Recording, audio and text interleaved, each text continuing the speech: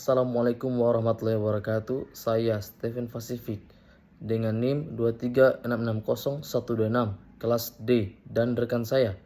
Perkenalkan, nama saya Sri Wulan Priherianti dengan NIM 236600123. Perkenalkan, nama saya Wadi Zikra Safitri dengan NIM 236600035. Kami mahasiswa Fakultas Teknik Program Studi Teknik Pertambangan Universitas Dayanu Iksanuddin. Kami akan menjelaskan kembali materi yang telah diberikan pada kami pada mata kuliah Geologi Struktur. Dan yang pertama menjelaskan adalah rekan saya, yaitu Sri Wulan Priherianti. Baik, kita akan masuk pada materi yang pertama, yaitu geologi struktur.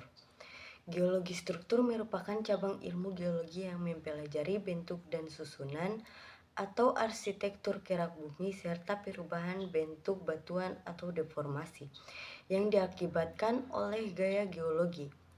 Kata struktur dalam konteks ini mengacu pada hasil dari gaya-gaya yang bekerja di dalam bumi yang menyebabkan batuan mengalami perubahan posisi, bentuk, maupun orientasi.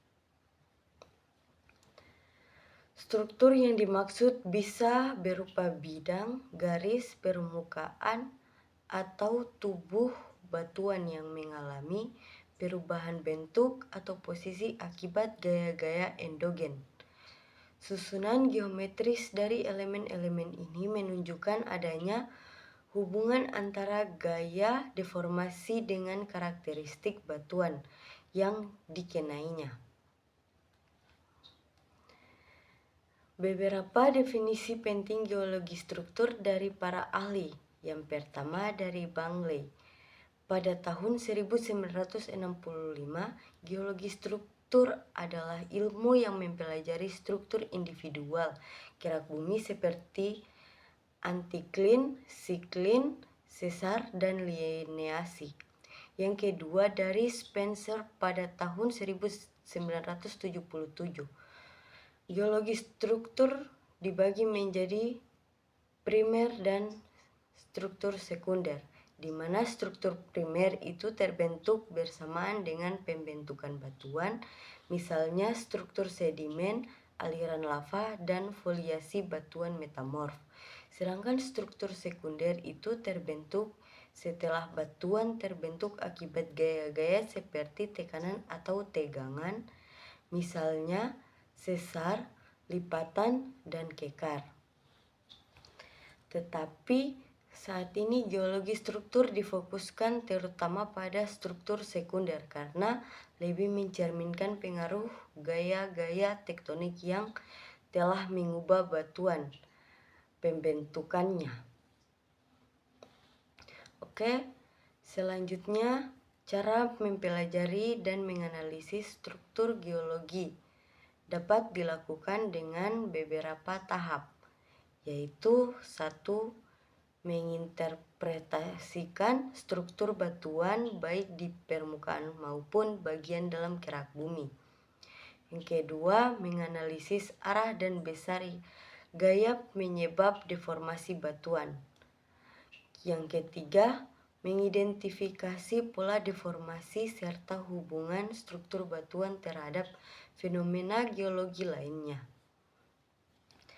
Yang keempat, mengaplikasikan data struktur untuk eksplorasi sumber daya alam seperti minyak, gas bumi, serta analisis geoteknik dan mitigasi bencana. Sebelum kita memulai mempelajari geologi struktur, perlu kita pahami terlebih dahulu mengenai konsep dasarnya, yakni bagaimana keadaan awal suatu lapisan batuan yang belum mengalami deformasi. Yang pertama, pada lapisan batuan dan stratifikasi lapisan batuan atau bed merupakan hasil pengendapan material sedimen di permukaan bumi. Lapisan ini dibatasi oleh bidang per lapisan atau bending planes di bagian atas dan bawahnya, yang menunjukkan jeda dalam proses pengendapan, baik karena berhentinya sedimentasi, adanya erosi, maupun perubahan sumber atau jenis sedimen.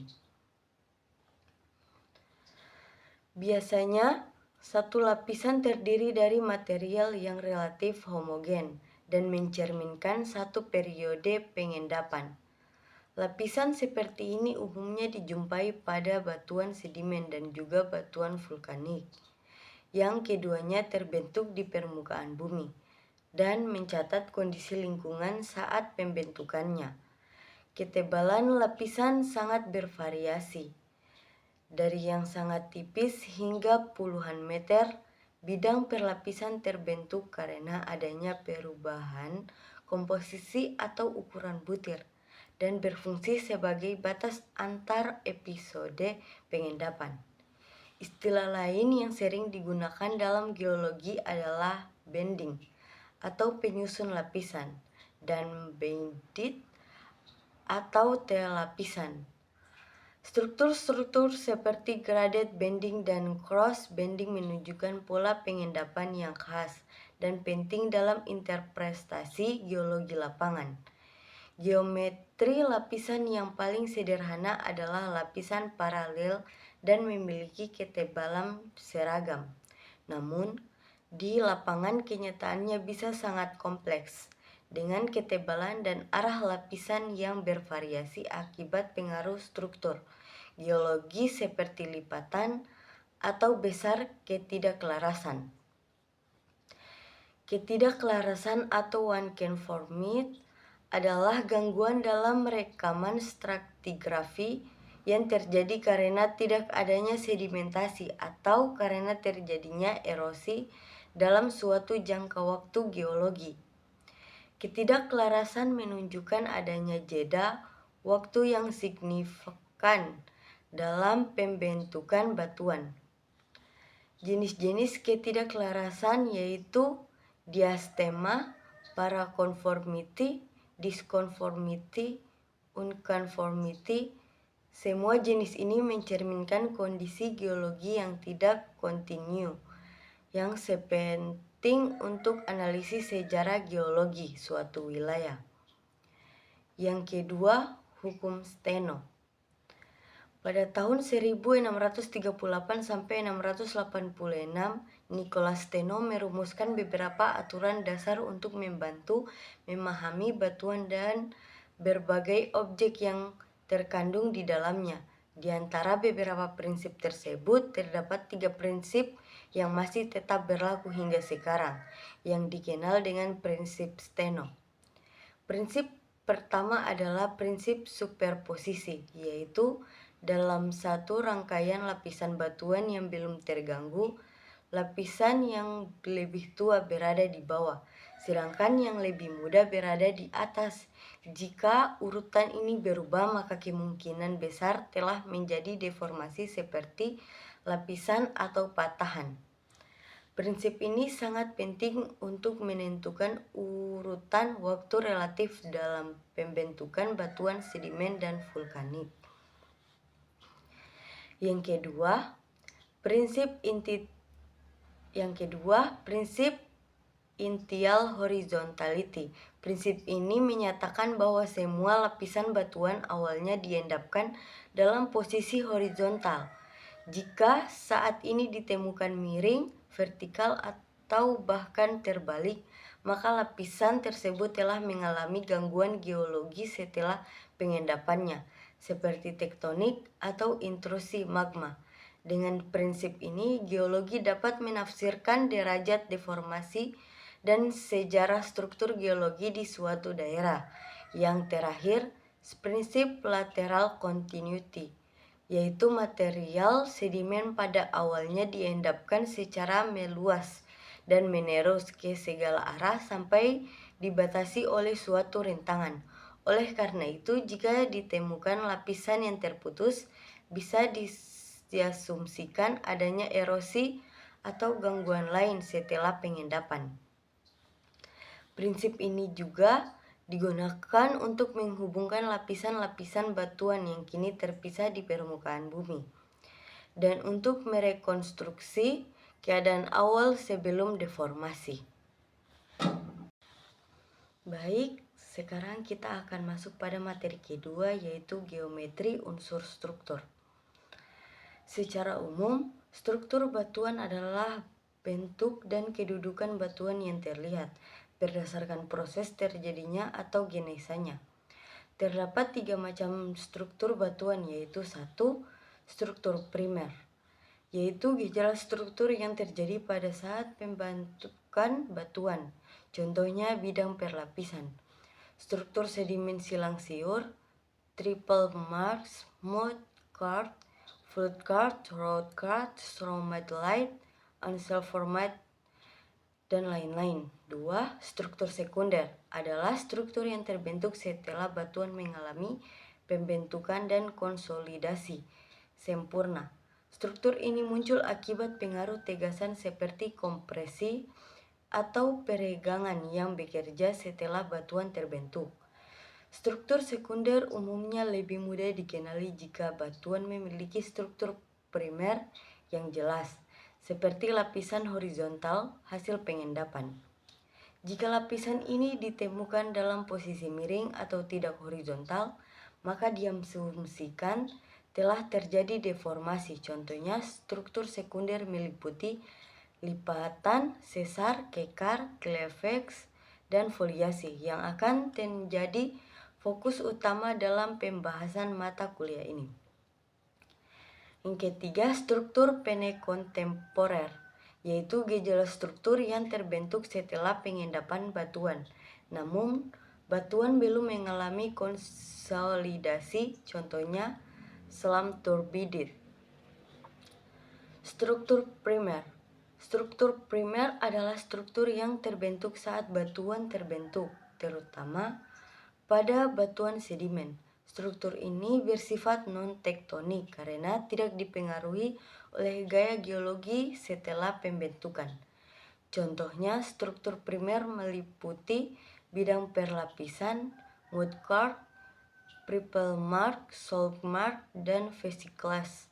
Struktur ini sangat penting dalam menentukan arah pengendapan sedimen atau dari tua ke muda dan mendeteksi apakah suatu lapisan telah mengalami pembalikan akibat aktivitas tektonik. Geologi memanfaatkannya untuk memahami geometri dan sejarah deformasi batuan, termaksud bukti terjadinya pengangkatan atau perlipatan besar di daerah daratan tinggi. Lapisan batuan atau bedding. Batu sedimen umumnya memiliki lapisan atau bedding yang terbentuk dalam posisi horizontal. Lapisan ini terbentuk karena adanya perbedaan komposisi atau tekstur antar bagian batuan yang mencerminkan perubahan lingkungan pengendapan. Misalnya, pengendapan pasir dapat diselingi oleh lanau atau lempung yang menghasilkan diskontinuitas mekanis berubah bidang perlapisan. Kompaksi atau tekanan juga dapat menyebabkan terbentuknya bidang perlapisan meskipun tanpa perbedaan ukuran partikel. Selain bedding, struktur primer lain yang termaksud non-tektonik adalah graded bedding, cross bedding, ripple marks, dan fault cards yang terbentuk tanpa pengaruh gaya tektonik. Struktur primer non-tektonik pada batuan beku. Batuan beku seperti plutonik, aliran lava, dan piroklastik umumnya memiliki susunan mineral terbentuk ekuidimensional atau tabular dan dapat muncul sebagai dike atau silt. Meskipun bukan batuan sedimen, batuan ini dapat membentuk struktur yang menyerupai struktur sedimen akibat aliran magma. Struktur primer yang umum pada batuan beku meliputi phenocryst, skenolis atau inklusi, vesikular, tekstur aliran, serta foliasi dan liniasi. Foliasi terbentuk dari kristal mineral yang sejajar akibat kristalisasi magma. Bahkan aliran magma dapat menciptakan bentuk seperti lipatan, mirip struktur metamorf akibat deformasi tektonik. Vesikular atau vesikuler adalah rongga yang tinggal oleh gelembung gas yang terbentuk dari magma ketika mengalami penurunan tekanan. Vesikuler terbentuk dalam aliran piroklastik dan lava menghasilkan batuan yang memiliki rongga. Vesikel bisa diisi oleh mineral sekunder. Jika vesikel ini terisi oleh mineral sekunder, maka disebut amygdaloidal. Vesikuler dan amygdaloidal dapat muncul berlapis-lapis sehingga memperlihatkan bentuk bidang horizontal. Struktur pilau lava atau lava bantal terbentuk akibat ketika lava mengalir air, batuan piroklastik, ignimbrites, dan tufa dalam air, atau batuan vulkanik-klastik sering dijumpai membentuk lapisan bergradasi. 2.1 Geometri struktur. Dalam geologi struktur, geologi unsur struktur mengacu pada kedudukan atau orientasi suatu bidang dan garis dalam ruang. Unsur-unsur ini memiliki komponen yang disebut attitude, yaitu arah dan besar kemiringan, inklinasi. Biasanya dinyatakan dalam koordinat grafis berdasarkan geometri. Struktur geologi dibagi menjadi dua, yaitu 1. Struktur bidang atau planar, seperti bidang perlapisan, sesar, foliasi, rekahan, dan cleavage. 2. Struktur garis atau linear, seperti linearse, sumbu lipatan, dan garis-garis. Untuk mempelajari struktur secara sistematis digunakan pendekatan geometris melalui metode proyeksi seperti proyeksi perspektif, ortografi, dan stereografi yang mengubah objek 3 dimensi menjadi bentuk 2 dimensi. Struktur bidang dibedakan menjadi yang pertama struktur bidang real yang dapat diamati langsung di lapangan, misalnya bidang sesar, foliasi. Yang kedua, struktur bidang semu yang diketahui dari analisis seperti bidang poros lipatan. Beberapa istilah penting dalam struktur bidang meliputi juros atau strike, arah garis horizontal pada bidang miring diukur dari utara. Kemiringan atau dip, sudut kemiringan maksimum terhadap bidang horizontal. Arah atau trade, orientasi umum bidang horizontal. Kemiringan semu atau apparent dip, kemiringan yang tidak diukur tegak lurus terhadap strike. Arah kemiringan dip. Dip direction, arah kemana bidang miring tersebut turun. Simbol strike dan dip biasanya digunakan dalam peta geologi dengan aturan penulisan khusus agar kedudukan bidang dapat divisualisasikan secara akurat. Struktur bidang paling umum dijumpai adalah bidang perlapisan, selain rekahan, lipatan, dan sesar. Notasi strike. Penulisan strike umumnya dilakukan dengan dua cara, yakni sistem kuadran dan azimum. Yang pertama, N65W25 S bracing dari arah strike adalah 65 derajat barat diukur dari arah utara dan dip adalah 25 derajat ke arah selatan. Untuk strike hanya ada dua kemungkinan arah kemiringan atau dip. Jika arah strike ditulis N sampai S apabila mendekati arah NS atau EW jika mendekati arah tersebut. Yang kedua, sistem azimun hanya mengenal satu penulisan saja, yaitu NX derajat, Y derajat, besar strike X derajat adalah 0 sampai 36 derajat dan besar dip Y derajat adalah 0 derajat sampai 90 derajat. Notasi dip. Penulisan dip juga umumnya dilakukan dengan dua cara, Yang pertama 25,S25 derajat sip dan 25 derajat sit dip memiliki bracing 25 derajat barat selatan. Kedua, 25/205 dip adalah 25 tren arah dip memiliki azimut 205 dip di ukuran dari arah bergerak mengikuti arah jarum jam. Kadang penulisan dengan cara ini dibalik menjadi 205-25 untuk menghindari kebingungan. Sudut dip selalu ditulis dalam 2 digit dan tren dengan 3 digit. Salah satu cara untuk menghindari kesalahan dalam memperkirakan arah strike adalah dengan mengadopsi aturan kaidah tangan kanan. Besarnya strike dan dip diukur dengan kompas Brunton. Pengukuran kedudukan strike dip untuk semua struktur bidang atau bidang lipatan, bidang kekar, bidang sesar dilakukan dengan cara yang sama. Yang kedua, struktur garis.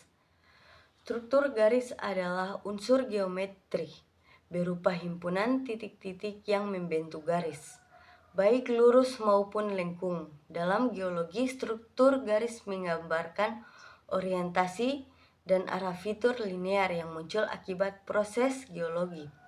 Struktur garis dapat dibedakan menjadi 2 berdasarkan cara dikenali. Yang pertama, struktur garis real bisa diamati langsung di lapangan seperti garis-garis pada bidang sesar. 2. Struktur garis semu yang hanya dapat diketahui melalui interpretasi terhadap pola kelurusan seperti liniasi fragmen breksi sesar, liniasi mineral dalam batuan beku, liniasi struktur sedimen atau flood cross bedding, kelurusan sungai atau topografi. Selain itu, berdasarkan waktu pembentukannya, struktur garis juga terbagi 2. Yang pertama, struktur garis primer, terbentuk bersamaan dengan pembentukan batuan. Contohnya penjajaran mineral pada batuan atau arah liniasi sedimen. Yang kedua, struktur garis sekunder terbentuk setelah batuan terbentuk akibat deformasi seperti gores garis atau schlickensite pada sesar, liniasi fragmen bereaksi sesar, garis poros lipatan, kelurusan sungai atau topografi akibat struktur tektonik. Elemen geometri. Struktur garis untuk menggambarkan kedudukan struktur garis digunakan istilah-istilah sebagai berikut. 1. Tren atau arah penunjaman. Arah horizontal dari suatu garis dalam ruang menunjukkan kemana arah garis condong. 2. Laux atau penunjaman. Sudut antara garis dan bidang horizontal yang diukur dalam bidang vertikal. 3. Eki atau pitch. Sudut antara garis dengan arah horizontal pada bidang tempat garis itu berada. Nilainya selalu kurang dari 90 derajat. Notasi struktur garis penulisan struktur. Garis di peta dapat menggunakan 2 sistem. Yang pertama, sistem azimut. Ditulis dalam format YO,NXOE. XO yaitu tren atau arah dari 0 derajat sampai 360 derajat. YO yaitu pleonge atau sudut penunjaman dari 0 derajat sampai 90 derajat. 2. Sistem kuadran, contohnya 45 derajat N 90 derajat P atau 45 derajat N 90 A. Gambar seperti gores pada cermin sesar. Schlickensite menjadi contoh nyata struktur garis yang bisa dicatat dengan sistem ini.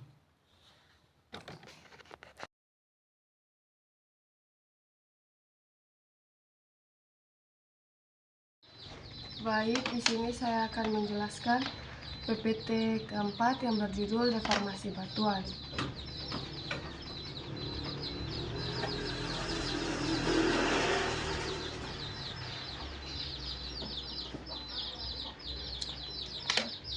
Baik, di sini saya akan menjelaskan PPT keempat yang berjudul deformasi batuan. Deformasi adalah proses yang menyebabkan perubahan bentuk geometri batuan karena gaya-gaya eksternal yang bekerja pada batuan tersebut. Proses deformasi menghasilkan struktur geologi. Deformasi terjadi karena gaya-gaya eksternal yang bekerja pada batuan. Gaya-gaya yang menyebabkan deformasi batuan disebut sebagai stres gaya atau satuan luas. Gaya yang bekerja pada bagian batuan menghasilkan sekumpulan stres, dan jumlah deformasi yang disebabkan oleh stres ini diukur dengan perubahan dimensi batuan tersebut. Perubahan dapat berupa volume, bentuk, atau keduanya yang disebut dengan strain. Ada dua tipe jenis stres. Yang pertama itu uniform atau confining stress, suatu gaya atau tegasan yang bekerja secara seimbang ke semua arah. Yang kedua ada diferensial stress, atau kekuatan stres tidak sama atau tidak seragam. 3 jenis stres jika besarnya tidak sama dari semua arah atau diferensial stress. Yang pertama ada tensional stress atau extensional stress, disebabkan oleh gaya eksternal yang arahnya saling menjauhi batuan, menyebabkan batuan mengalami peregangan atau pemanjangan. Yang kedua ada compressional stress, disebabkan oleh gaya eksternal yang saling berhadapan dan saling menekan batuan, yang mengakibatkan batuan mengalami penekanan. Penekanan ini bisa menyebabkan batuan mengalami pemendekan, perlipatan, atau patahan. Yang ketiga ada shear stress, gaya yang saling sejajar dan berlawanan arah dapat berakibat pada tergesernya dan berpindahnya batuan, slip, dan translasi. Ketika batuan mengalami peningkatan tekanan, akan melewati 3 tahap deformasi berikut. Yang pertama itu ada deformasi elastis, atau bila batuan atau material yang terkena deformasi kembali ke bentuk semula ketika stres dihilangkan. Yang kedua ada deformasi ductile, bila batuan terkena stres yang melampaui batas elastisitas sehingga mengalami deformasi permanen atau tidak dapat kembali ke bentuk semula ketika stres dihilangkan. Bila material bersifat liat atau ductile akan menghasilkan perlipatan. Jika material bersifat brittle atau rapuh, maka akan patah. Yang ketiga ada fracture, batuan atau material akan retak atau pecah-pecah. Berdasarkan atas perilaku batuan atau material ketika mengalami stres atau tekanan, batuan dapat diklasifikasikan menjadi 2. Yang pertama itu bersifat brittle atau rapuh, yang kedua bersifat ductile atau liat. Batuan disebut brittle atau ductile tergantung pada berapa banyak strain plastis yang dialaminya. Jenis deformasi yang terjadi pada batuan dipengaruhi oleh yang pertama itu ada temperatur. Pada suhu tinggi, ikatan molekul yang terdapat pada batuan atau material dapat merenggang dan bergerak, sehingga batuan akan bersifat lebih ductile. Pada temperatur rendah, batuan atau material jauh lebih rapuh. Yang kedua ada tekanan. Pada material yang terkena tekanan yang besar, akan bersifat untuk retak menjadi berkurang, dikarenakan tekanan di sekelilingnya cenderung menghalangi terbentuknya retakan. Pada material yang tertekan yang rendah, akan menjadi bersifat retas dan cenderung menjadi retak. Yang ketiga ada kecepatan deformasi. Bila kecepatan deformasi tinggi, material cenderung patah.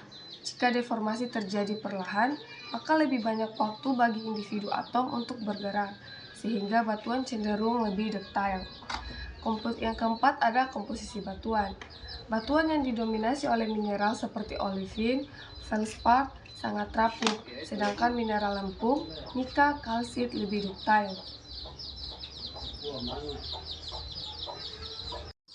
Selanjutnya saya akan menjelaskan PPT kelima yang berjudul Fracture and Joint. Fracture ketika diferensial stress terjadi pada batuan yang unfractured atau tidak memiliki retakan melebihi batas tertentu, batuan dapat mengalami permanent strain.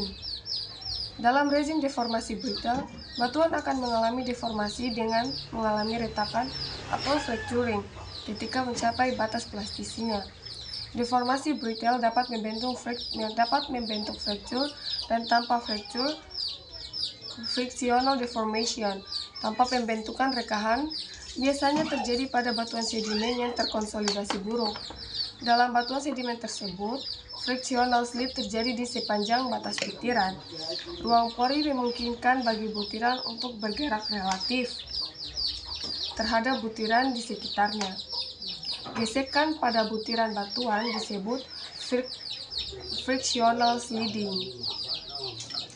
Fracture atau retakan adalah jenis struktur geologi yang paling umum dijumpai dan dapat terbentuk pada batuan apapun. Fracture merupakan retakan sempit yang berasosiasi dengan perpindahan diskontinu dan sifat mekanik batuan atau kekuatan yang terbentuk sebagai hasil dari eksternal atau internal stress. Fracture dapat dibagi menjadi shear fracture dan extension fracture, atau fracture yang terbuka yaitu join atau kekar, fissure dan vein. Shear fracture atau slip surface adalah fracture atau retakan atau rekahan di mana gaya atau gerakan relatifnya yang menyebabkan terbentuknya shear sejajar dengan fracture. Istilah shear fracture digunakan untuk fracture dengan sedikit perpindahan kecil, sedangkan untuk istilah patahan atau sesar digunakan untuk diskontinuitas dengan perpindahan atau offset yang lebih besar. Istilah slip surface umumnya digunakan untuk bidang permukaan yang halus yang ditemukan di sesar dan zona sesar atau fault plane. Fracture atau retakan atau rekahan biasanya disebut juga dengan crack dalam ilmu mekanika batuan. Extension fracture adalah fracture yang menunjukkan ekstensi atau peregangan atau pemanjangan yang tegak lurus terhadap bidang.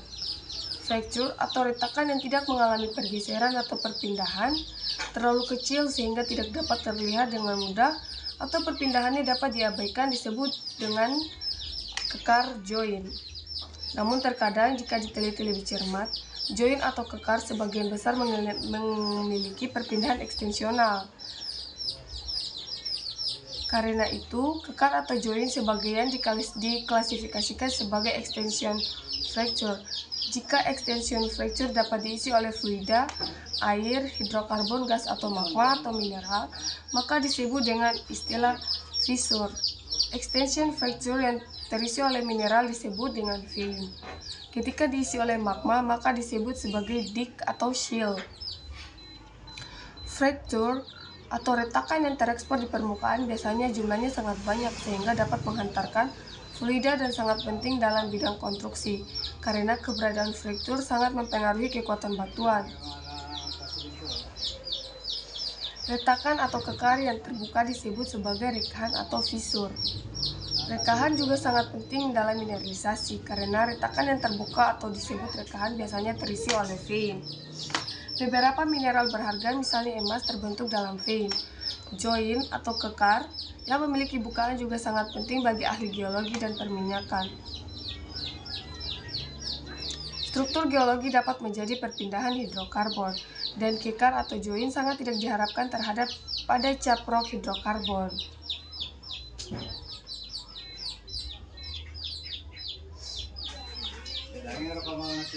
Secara singkat, kekar sangat penting untuk dipelajari karena memiliki yang pertama dapat menunjukkan paleostress atau tegasan utama maksimum, tegasan menengah, dan tegasan minimum. Yang kedua meningkatkan permeabilitas batuan. Yang ketiga melemahkan batuan. Yang keempat mengurangi stabilitas lereng dan mempengaruhi terjadinya rockfall. Yang kelima mengontrol pola pembentukan gua. Yang keenam mengontrol erosi dan topografi permukaan. Yang ketujuh menyebabkan ketidakstabilan pada terowongan dan berpengaruh pada kestabilan batuan yang diledakkan.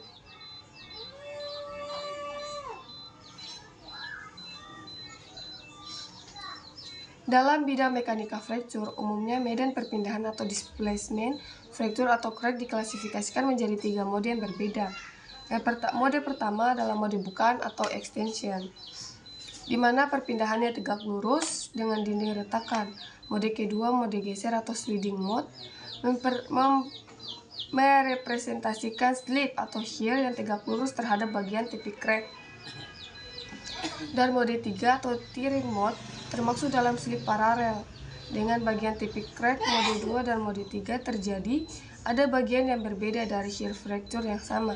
Kombinasi shear fracture mode 2 dan mode 3 dengan tension mode 1 disebut hybrid fracture. Mode 4 mode ini juga disebut mode tertutup. Fracture mode 1 adalah kekar dengan rekahan membuka karena gaya tarikan atau extension. Fracture mode 2 adalah kekar yang membentuk rekahan geser dengan mode sliding. Yang ketiga, fracture mode 3 adalah rekahan geser yang terbentuk dari gerakan tiring atau sobekan. Fracture mode 2 dan 3 adalah rekahan geser atau shear fracture. Sedangkan fracture mode 4 adalah kombinasi shear fracture atau mode 2 dan 3 dengan tension mode 1 adalah mode tertutup. Yang selanjutnya itu ada join atau kekar. Join atau juga disebut kekar adalah retakan yang tidak mengalami pergeseran atau perpindahan. Atau perpindahannya terlalu kecil sehingga tidak dapat terlihat dengan mudah. Atau perpindahannya dapat diabaikan. Berdasarkan bentuk geometri retakannya, kekar diklasifikasikan menjadi dua. Yang pertama itu ada kekar sistematik, atau kekar dengan bentuk geometri lurus, sejajar dan berulang dengan jarak yang kurang lebih konstan. Yang kedua ada kekar non-sistematik, kekar yang menunjukkan geometri yang tidak beraturan, orientasi dan jarak atau spasi kekar irregular atau tidak memperlihatkan adanya orientasi. Struktur kekar dapat dikelompokkan berdasarkan sifat dan karakter rekahan. Yang pertama ada shear joint atau kekar gerus. Adalah retakan atau rekahan yang membentuk pola saling berpotongan membentuk suruhan chip. Dengan arah gaya utama kekar jenis shear joint umumnya bersifat tertutup. Yang kedua ada kekar tarikan atau tensional joint, yaitu kekar yang terbentuk dengan arah tegak lurus dari gaya atau gaya tension. Hal ini terjadi akibat dari stres yang cenderung untuk membela dengan cara menekannya pada area yang berlawanan, dan akhirnya kedua dindingnya akan saling menjauh. Yang ketiga ada kekar hibrid atau hybrid joint, yaitu merupakan campuran dari kekar gerus dan kekar tarikan, dan pada umumnya rekahannya terisi oleh mineral sekunder atau vein.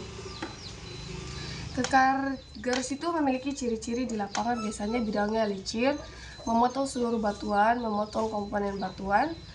Bidang rekahannya relatif kecil, adanya joint set, berpola belah ketupat. Sedangkan kekar tarikan itu memiliki ciri-ciri di lapangan, biasanya bidang kekarnya itu tidak rata, bidang rekahnya relatif lebih besar, polanya sering tidak teratur, kalaupun teratur biasanya akan berpola kotak-kotak karena terbuka. Maka dapat terisi mineral yang kemudian disebut vein. Kekar tarikan dapat dibedakan. Yang pertama, tension fracture, yaitu kekar tarik yang bidang rekahannya searah dan tegasan.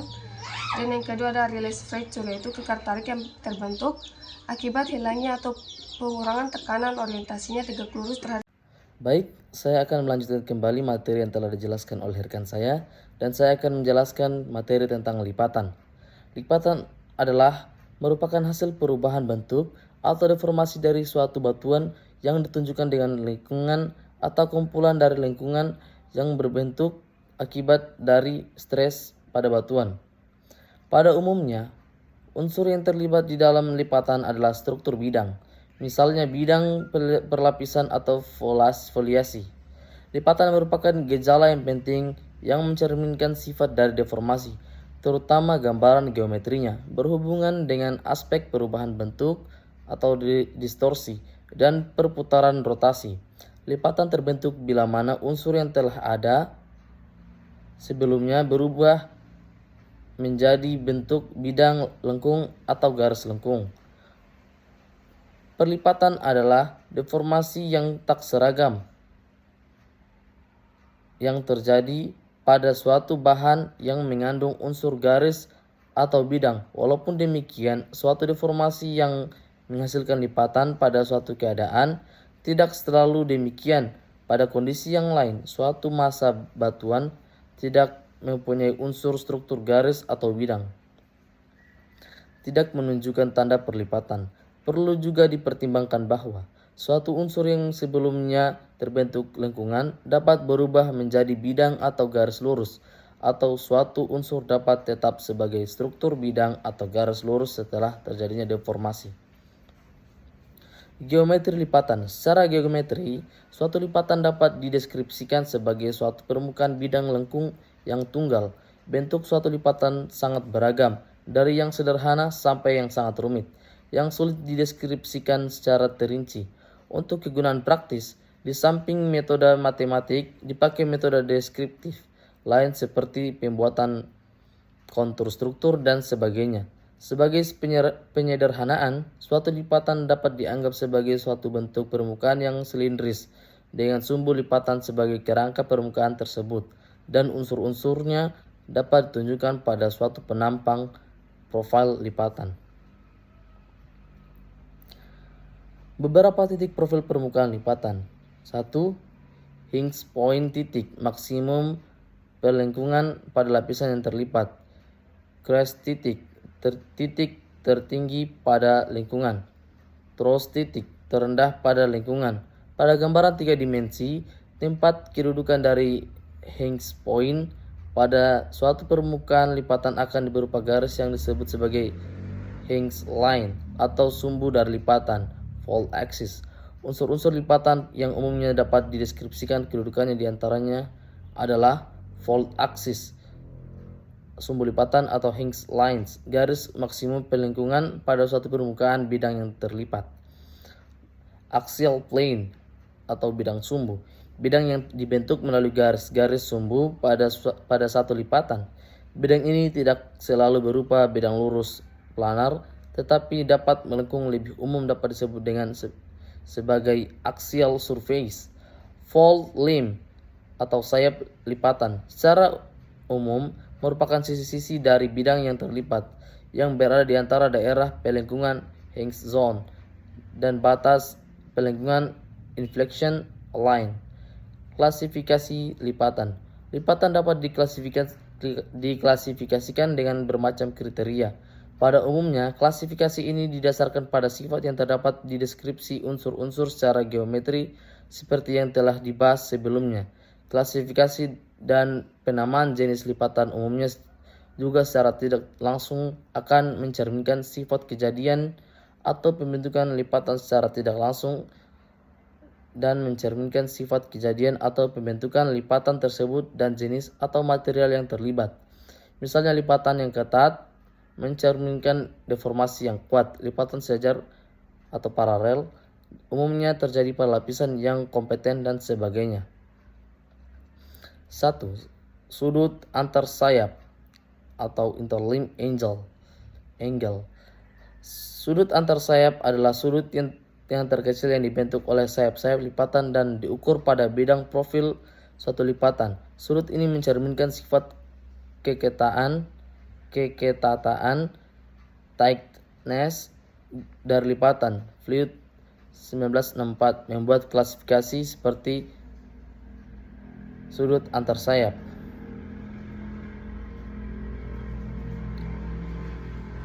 Sifat simetri merupakan salah satu kriteria untuk menyatakan bentuk dari suatu permukaan silindris. Sifat simetri ditentukan oleh bidang yang melalui hinge line dan membagi sama besar sudut antar sayap lipatan, yang disebut dengan bidang simetri.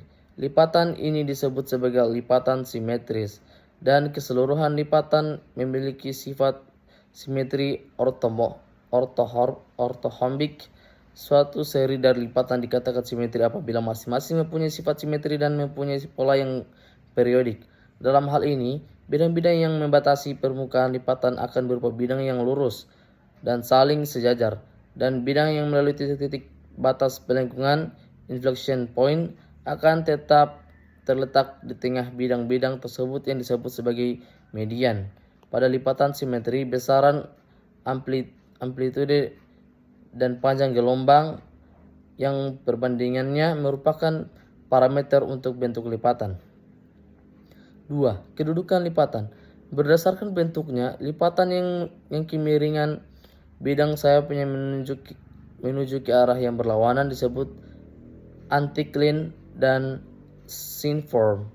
Kemiringan bidang sayapnya menuju ke satu arah disebut sebagai syncline. Kedudukan lipatan ditanyakan oleh kedudukan sumbu lipatan fault axis dan bidang sumbu lipatan axial plane atau axial surface. Fleety 1964 membuat klasifikasi yang didasarkan pada kedua sifat kedudukan tersebut dan secara lebih tepat menyatakan besaran kecondongannya, kemiringannya, dan penunjamannya. Deskripsi yang diberikan merupakan gabungan dari kedua kriteria yang ada. Klasifikasi ini agak sulit dipakai mengingat kerangka yang digunakan adalah kedudukan dari sumbu lipatan, yang penunjamannya terukur pada bidang vertikal yang tidak ada hubungannya dengan geometri lipatan. Untuk mengatasi ini dapat dipakai kriteria pitch garis sumbu dan kemiringan bidang sumbu. Kesulitannya adalah mengukur besaran pitch di lapangan. Klasifikasi yang lebih sederhana dengan menggabungkan besaran penunjam seperti bagan bentuk lipatan yang ditunjukkan membuat diagram segitiga yang memperhatikan 3 variabel, yaitu kedudukan bidang sumbu lipatan dan sumbu lipatan dan pitch terhadap bidang sumbu. Pasangan kemiringan dan pitch dari suatu lipatan ditunjukkan sebagai titik pada perpotongan garis lurus yang angkanya dibaca sepanjang tepi dasar dan kirinya diagram. Untuk penunjaman digunakan kurva dan angka pada tepi kanan diagram. 3. Lipatan sejajar. Lipatan paralel adalah bentuk lipatan yang ketebalan ortogonal lapisannya tetap. Pembentukan lipatan ini dapat dibayangkan sebagai susunan lapisan-lapisan yang saling bergeser, flexural slip, apabila dilipat. Konstruksi penampang pada lipatan sejajar. Dasar dari metode ini adalah anggapan bahwa lipatan merupakan bentuk busur dari suatu lingkaran dengan pusatnya adalah perpotongan antara sumbu-sumbu kemiringan yang berdekatan. Metode ini disebut sebagai metode busur lingkaran. Dalam metode ini, rekonstruksi bisa dilakukan dengan menghubungkan busur lingkaran secara langsung apabila data yang ada hanya kemiringan dan batas lapisnya hanya setempat. Apabila batas-batas lapisan dijumpai berulang pada lintasan yang akan direkonstruksikan, maka pembuatan busur lingkaran dilakukan dengan interpolasi. Itulah materi tentang lipatan. Selanjutnya saya akan membacakan materi sesar atau fault. Patahan atau sesar atau fault adalah bergeser ataupun patahnya posisi formasi batuan dari posisi mula yang bisa saja diikuti dengan naiknya atau turunnya salah satu bagian batuan atau kedua-dua bagian tersebut, namun menghasilkan ketinggian yang tidak sama dari posisi semula. Patahan ini bisa disebabkan oleh stres regangan, tension stress, stres kompresi, dan stres geser atau shear stress. Sesar merupakan suatu volume batuan yang memiliki permukaan geser atau slip yang dibentuk oleh pergeseran yang intensif dan volume batuan di sekitarnya dipengaruhi oleh deformasi brittle baik secara spasial maupun genetik akibat sesar tersebut. Istilah sesar juga berhubungan dengan mekanisme deformasi brittle dan ductile. Sesar merupakan bidang diskontinuitas atau perpindahan. Tipe sesar. Sesar dibagi menjadi 3 jenis, yaitu sesar tunggal yang terdiri dari sesar geser tunggal, zona sesar terdiri dari atas rangkaian sesar, 3. Sesar pada ductile zone. Berdasarkan arah orientasi perpindahan relatif atau slip, maka sesar diklasifikasikan sebagai deep slip atau strike slip. 1. Strike slip jika arah orientasi perpindahan sesar searah dengan strike. 2. Deep slip jika perpindahan relatifnya sejajar dengan kemiringan batuan atau deep dan membentuk sudut siku-siku terhadap strike. 3. Oblique slip jika perpindahan relatifnya tidak sejajar dengan strike maupun deep. Ilustrasi oblique slip fault pada lapisan yang miring, sesar normal sinitral dan panah biru menunjukkan net slip atau perpindahan sebenarnya terdiri atas komponen deep slip dan strike slip. Vektor net slip menghubungkan titik P dan P yang sebelum sesar adalah satu kesatuan pada gambar diilustrasikan terdapat lapisan litologi di bagian atas hanging wall sehingga bagian top dari fold wall lebih rendah sehingga menunjukkan separasi strike dan deep lapisan. Sesar normal listrik menunjukkan lingkungan irregular pada bagian bidang sesarnya. Ilustrasi anatomi sesar normal listrik, bagian atas curam dan mendatar ke bawah. Seretan pada blok hanging wall membentuk antillic rollover. Klasifikasi sesar berdasarkan kemiringan deep dan pitch dari bidang sesar dalam Vossen. Deformasi batuan terjadi karena differential stress. 3 jenis differential stress. 1. Shear stress atau stres berasal dari arah yang berlawanan. 2. Tensional stress, stres yang menyebabkan terjadinya regangan atau tarikan. 3. Compressive stress atau stres yang bekerja mengenaikan batuan. Baik, itulah hasil penjelasan kami pada materi geologi struktur. Mohon maaf apabila ada kata-kata yang tidak dimengerti dan semoga video penjelasan kami ini dapat dipahami oleh penonton. Sekian, terima kasih. Assalamualaikum warahmatullahi wabarakatuh.